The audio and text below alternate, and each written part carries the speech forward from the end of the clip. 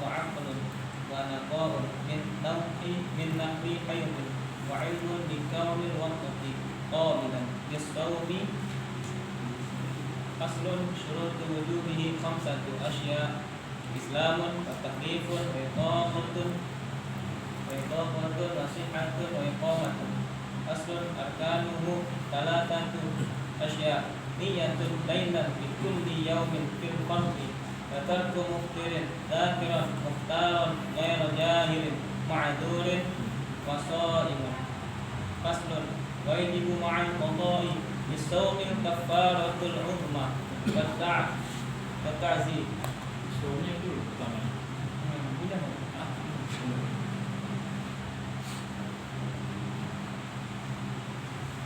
Dari surut sihati Al-Baqarah Asyik. Ya. Bismillahirrahmanirrahim. Alhamdulillahirabbil alamin. Wassallallahu wasallam ala sayyidina Muhammadin wa ala alihi wa sahbihi ajma'in. Wa ta'allum wa ta'lim. Wa nafa'u al-intifa' wa tadhakkur wa tadhkir wa ibada wa istifada wa hatta al-tamassul bi kitabillah wa sunnati rasulih. Wa du'a ila huda wa dalala 'ala al-khair wa ibtigha'an li wajhillahi wa bihi subhanahu wa ta'ala. Subhanaka la ilma lana illa ma 'allamtana innaka antal alimul hakim. Tub 'alaina innaka antat tawwabur rahim. Allahumma ya Fattah ya 'alim ya Fattah ya 'alim ya Fattah ya 'alim. Iftah lana fathan qariba. Allahumma warzuqna fahma nabiyyin wa hifdzal mursalin wa ilhamal malaikatil muqarrabin. Rabbana zidna ilma. Allahumma warzuqna ilma dunya wa mashrab sawi al-haniya wa habiyyani. Allahumma la sahla illa ma ja'altahu sahla wa anta taj'alul hazana idza syi'ta sahla. Allahumma na'udzu bika min ilmin la yanfa' wa min qalbin la yakhsha wa min nafsin la tashba' wa min 'amalin la yurfa' wa min 'ainin la tudma' wa min da'watin la yustajaba laha bi rahmatika ya arhamar rahimin. Wa bi sanadil muttasil al-mu'allif rahimahullahu ta'ala wa nafa'ana bihi wa bi 'ulumihi wa bi 'ulumikum wa bi 'ulumi sa'iri salihin bi darina wa radhiyallahu 'ankum ila anqal. Faslun syurutu sihhatihi arba'atu asya'. Fasal menyatakan syarat sahnya puasa itu ada 4 perkara. Yang pertama islamun wa aqlun wa naqa'un an nahwi haydin wa ilmun bi kaunil waqti qabilan lis-shaum. Syarat yang pertama di dalam sah seorang berpuasa itu adalah Islam. Jadi gak sah orang kafir ikut puasa, walaupun mereka terkhitab. Jadi gak sah orang kafir ikut puasa. Ada beberapa ibadah yang di situ, bahkan semua ibadah itu disyaratkan Islam bagi pelakunya. Jadi kalau ada misalnya orang kafir ikut-ikutan puasa, ya udah puasa dengan maknanya, tetapi bukan artinya puasa berdasarkan ibadah. Bukan artinya puasa dia itu ibadah di sisi Allah Subhanahu wa ta'ala. Jadi kalau ada orang kafir ikut-ikutan puasa, gak sah puasanya. Tetapi mudah-mudahan dia mendapatkan hidayah dari Allah Subhanahu wa ta'ala. Dan selalu kita mendoakan orang-orang yang belum mendapatkan nikmat Islam, nikmat iman, mudah-mudahan mereka juga mendapatkan nikmatul iman dan juga nikmatul Islam. Kemudian yang kedua tsaniha aqlun. Yang kedua akal. Wala yasih minal majnun. Maka puasa gak sah kalau dari orang gila. Syarat kedua bagi sah puasa seseorang adalah berakal. Jadi kalau ada orang gila ikut-ikutan puasa, kagak sah menurut syariat. Kenapa? Karena mereka tidak terkhitab. Mereka tidak terkhitab dengan perintah Allah Subhanahu wa ta'ala. Walaupun masya Allah ikut puasa, tetapi menurut syariat puasanya enggak sah. Yang ketiga, naqauha 'anil haid wal nifas. Fala yasihu min al haid wal nifasa bal yahrum 'alaihi al-imsak bi niyyah. Litalaffuz bil ibadah al-fasidah. Yang ketiga, syarat sah puasa seseorang itu bersih dari haid dan nifas. Ini kalau bagi perempuan, bersih dari haid dan nifas. Bagaimana kita pelajarin haid paling minimal berapa? Sehari semalam. Khusus yang udah nikah nih, yang belum nikah juga siap-siap. Haid paling minimal sehari semalam. Kebanyakan wanita berapa hari? 5, 6, 7 hari. Kebanyakan wanita. Paling maksimal berapa? 15 hari. Nah, itu. Jadi kalau misalnya ada perempuan, ya, misalnya istri yang belum punya istri, pakai alat KB, itu alat apa namanya, spiral, ya? Spiral namanya. Dia habis selesai haid, terus dia pakai alat KB,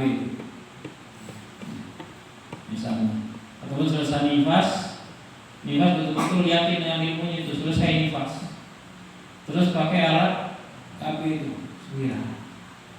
Ternyata pakai alat KB, kemudian sehari, 2 hari, 3 hari keluar darah. Yang mana dia belum melewati masa suci minimal. Masa minimal suci berapa hari? Minimal 15 hari.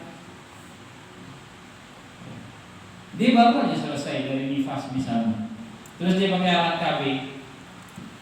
Hari pertama, kedua, ketiga bersih. Pakai alat keempat, kelima, keluar darah. Ini darah apa yang namanya? Istihadah. Kenapa? Karena dia belum melewati masa minimal suci. Kalau dia udah melewati masa minimal suci, yaitu 15 hari, maka darah yang keluar sekarang itu darah haid. Paham? Ada gak gambarannya? Yang penting dasarnya itu mesti paham. Ya. Kalau udah paham dasarnya, nanti hitung-hitungannya gampang. Yang penting yang tadi pertama itu dia harus paham masa minimal haid sehari semalam 24 jam. Kebanyakan wanita 5, 6, 7 hari. Masa maksimal haid itu 15 hari. Masa minimal suci itu 15 hari. Masa maksimal suci nggak ada. Sama nifas begitu juga. Minimal nifas berapa?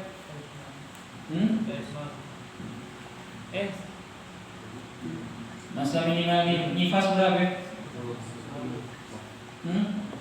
Yang udah kawin tahunya Indomie aja, 100 Indomie. Sudah habisin Indomie. Kagak, nggak mesti begitu. Berapa minimal nifas? Majah. Sekeluaran begitu. Itu disebutnya majah. Kebanyakan wanita berapa hari?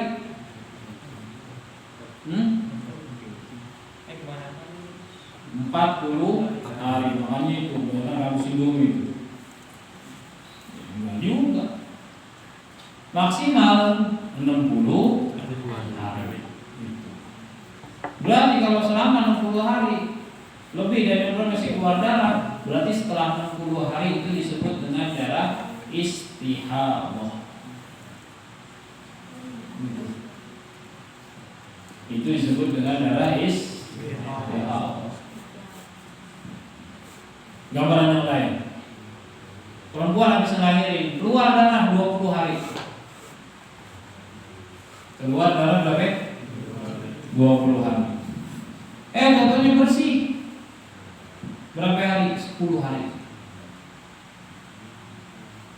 Bersih berapa hari? 10 hari. Ternyata setelah 10 hari bersih itu keluar lagi darah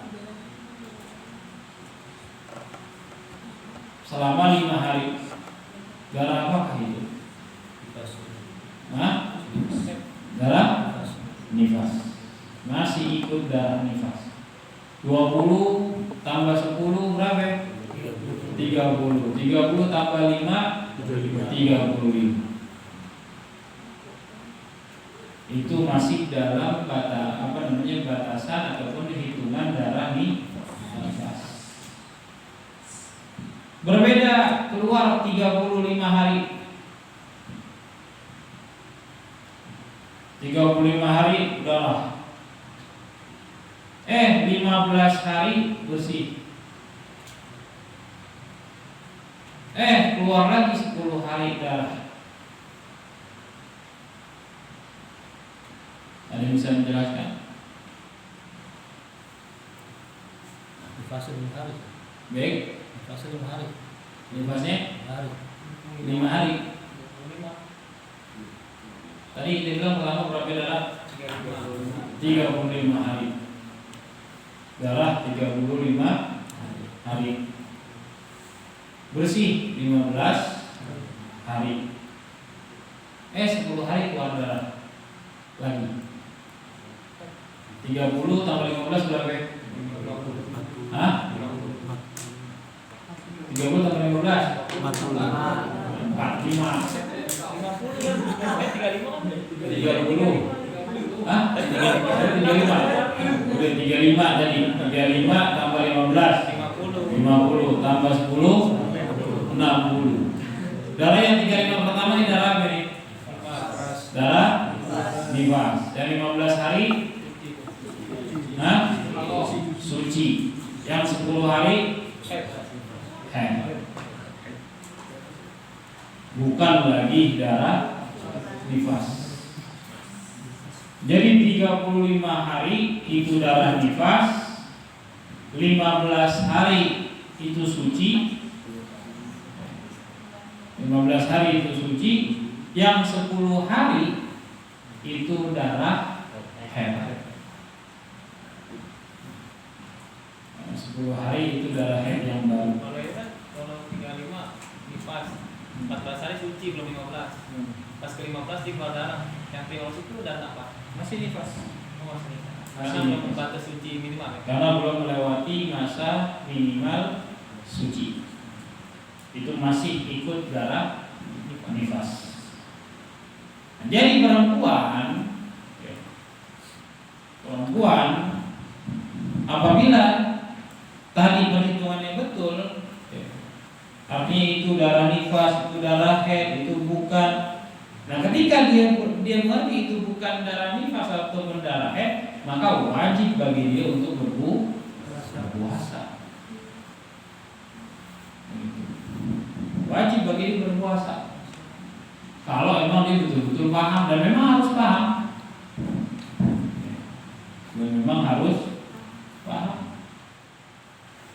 Nah, begitu juga sebaliknya. Ketika misalnya dia haid ataupun nifas, pengen puasa, dia niat buat puasa. Allah, bukan ibadah malah itu. Allah. Kenapa? Karena sekarang dia beribadah dengan ibadah yang rusak. Kenapa ibadah rusak? Karena nggak sah orang yang haid ataupun nifas itu beribadah puasa. Haram jatuhnya. Beda kalau dia nggak mau makan, kenapa nggak mau makan? Nggak pengen aja. Bukan puasa, nggak boleh puasa. Nggak jadi masalah. Sama kayak orang haid berwudu. Kalau berwudunya dia anggap itu berwudu, artinya tohara, nggak boleh. Tapi kalau misalnya dia pengen mendekati masa suci, dia berwudu sebagai motivasi untuk dia mandi hadas besar, boleh. Sama begitu juga kalau dia berwudu buat ngadem, boleh. Tapi kalau dia berwudu sebagaimana wanita yang suci berwudu, maka hukumnya haram. Itu. Yang terakhir, ilmuhu bikaunil waqti alladhi yasumuhu qabilan lis-shaum.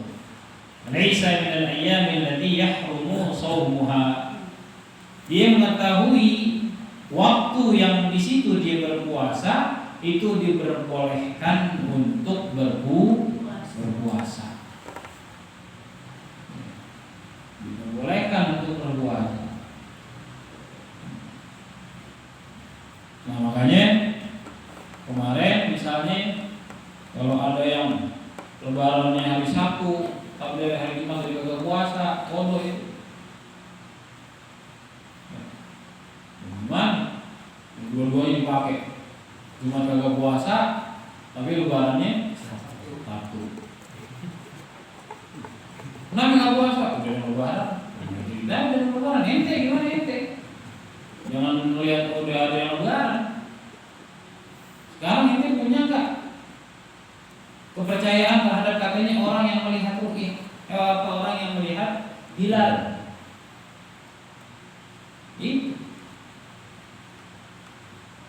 Kalau kita punya rasa percaya terhadap orang yang punya hilal, baru silakan berbuka.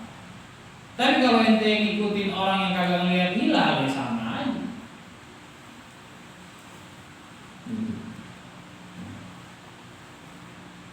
Apalagi nyari enaknya, itu Jumat udah buka, tapi lebarannya Sabtu. Jadi beribadah dengan hawa nafsu waliyadzubillah. Nah, jadi syarat yang keempat itu dia mengetahui hari yang dia berpuasa di situ, artinya diperbolehkan untuk berpuasa. Contoh yang lain misalnya hari Id dia berpuasa haram. Makanya ketika kemarin dia meyakini kalau lebaran itu hari Jumat, tapi dia tetap berpuasa di hari Jumat, haram. Nggak sah puasanya. Bagi yang meyakini hari Jumat itu lebaran, Id. Karena puasa di hari Id itu hukumnya haram. Nah, sekarang kita meyakini itu, kita meyakini lebaran itu di hari Sabtu. Maka nggak haram untuk kita berpuasa di hari Jumat. Itu artinya. Jadi ilmuhu bikaunil waqti, tahunya dia atas waktu yang dia berpuasa di waktu tersebut itu diperbolehkan untuk berpuasa. Nah, inilah syarat sah puasa seseorang. Syarat sah puasa seseorang. Sedangkan syarat wujubnya dari syarat sahnya. Sekarang syarat menjadikan puasa itu menjadi wajib. Ada 5. Yang pertama, Islam. Kita ngaku sebagai seorang muslim, beriman kepada Allah, beriman kepada Rasulullah. Kita beriman bahwasanya puasa itu termasuk daripada rukun Islam. Maka wajib sekarang untuk kita berpuasa. Walaupun dengan berjalannya waktu, dulu orang gak puasa malunya minta ampun. Walaupun sakit malu untuk memperlihatkan bahwasanya dia kagak puasa. Kadang sakitnya ada makanan, diumpetin dulu. Tuh orang dulu. Kalau sekarang sehat, seger, pagi di mobil di rumah.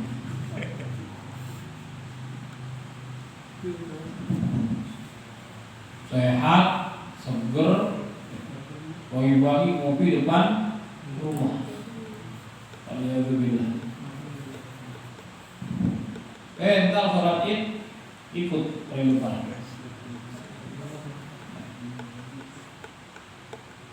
Nah itu, jadi Islam. Maka kafir gak wajib untuk berpuasa. Kemudian yang kedua, taklif. Sudah dibebani hukum syariat dewasa. Makanya kalau anak kecil diajarin puasa, apa namanya, puasa beduk, puasa setengah hari, latihan kelas 1, kelas 2 latihan dulu puasa setengah hari, zuhur makan, di situ udah kelar, puasa lagi sampai sore. Besok gimana kuat? Udah puasa seharian. Diajarin pelan-pelan. Ini yang gede, yang badannya kekar, kopi di depan rumah sambil merokok yang ini dosa. Oh iya, berbeda. Kalau wajib ala somi, makanya nggak wajib bagi anak kecil untuk berpuasa. Yang wajib adalah orang yang sudah dewasa dan berakal. Begitu juga tadi, nggak wajib bagi orang gila. Makanya kalau mau puasa gila aja deh. Kalau mau puasa Gila. jadi orang gila. Yang ketiga, al-iqamah hissan wa syar'an. Mampu untuk menjalankan ibadah puasa baik secara hissi maupun syariat. Maka gak wajib bagi orang-orang yang tidak mampu secara hissi. Seperti siapa? Seperti orang yang renta, tua renta yang tidak lagi mampu untuk menjalankan ibadah puasa. Ataupun orang yang memang udah sampai usia senja misalnya.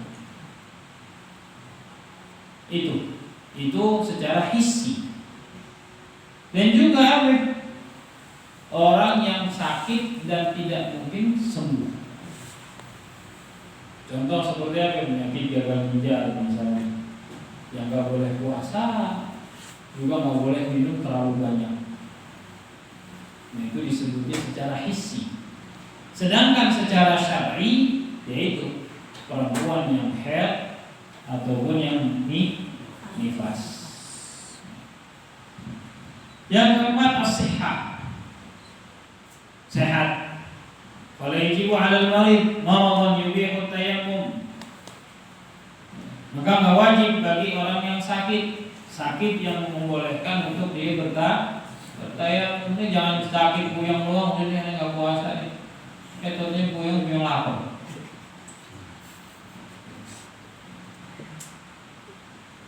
Jadi ini sakit orang yang betul-betul sakit yang diperbolehkan untuk bertayamum.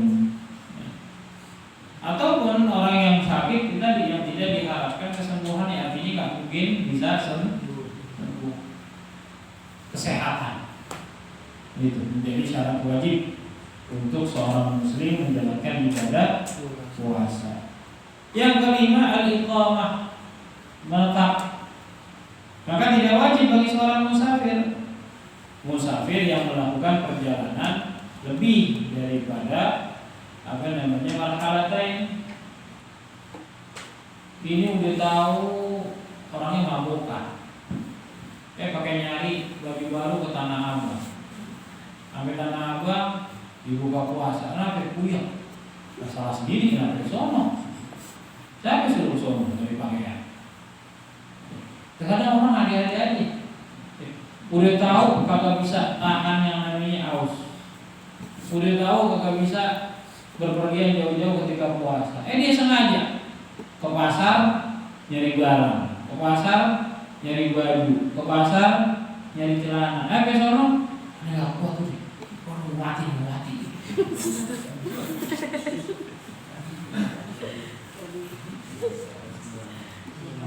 Yang mana kalau dia nggak ke pasar nggak bakal mati, kan begitu.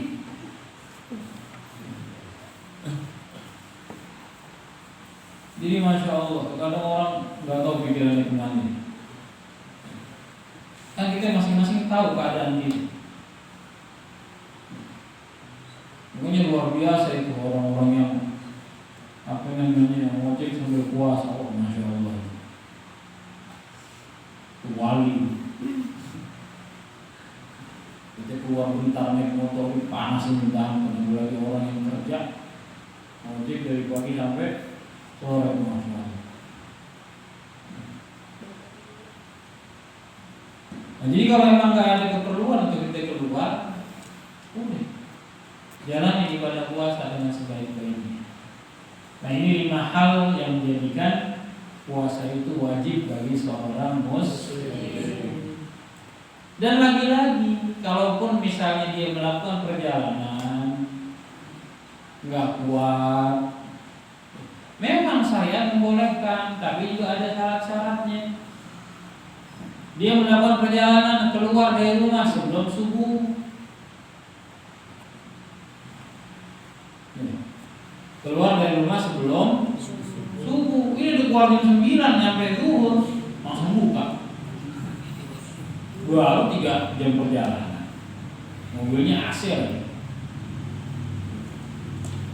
Pesawat lagi. Udah gitu, minum, pakai live lagi. Oh, alhamdulillah. Ini syariat membolehkan untuk kita berbuka jika kita tidak kuat. Bismillahirrahmanirrahim. Gimana ceritanya? Terkadang orang aneh-aneh.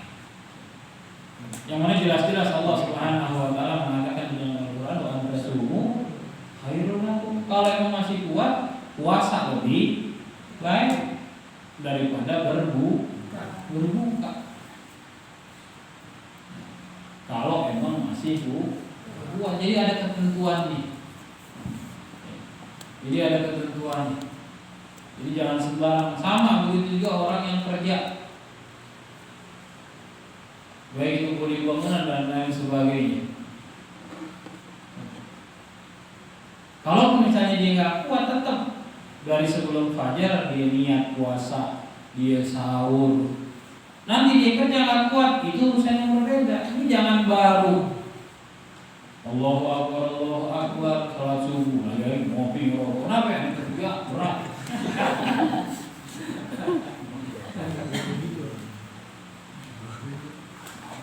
Jadi mesti paham itu. Jadi jangan mudah-mudah untuk meninggalkan ibadah puasa. Apalagi ini puasa Ramadan. Mudah-mudahan Allah jadikan puasa kita lebih baik dari yang sebelumnya. Ramadan berlalu, tapi mudah-mudahan kita selalu menjadi hamba yang mudah menjalankan taat kepada Allah Subhanahu wa taala dan selalu bisa melakukan apa yang Allah perintahkan kepada kita. Amin amin ya rabbal alamin. Innallaha wa malaikatahu yusholluna